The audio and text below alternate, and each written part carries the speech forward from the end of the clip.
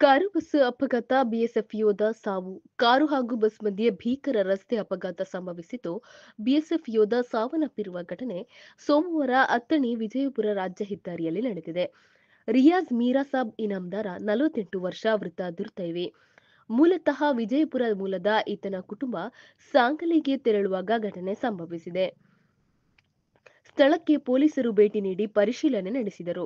ಗಾಯಾಳುಗಳ ಕುರಿತು ಹೆಚ್ಚಿನ ಮಾಹಿತಿ ಲಭ್ಯವಾಗಬೇಕಾಗಿದೆ.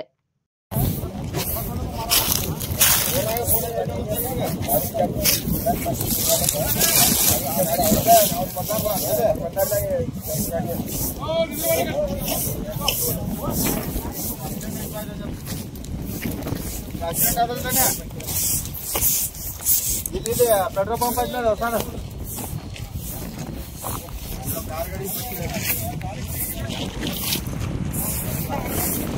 पापड़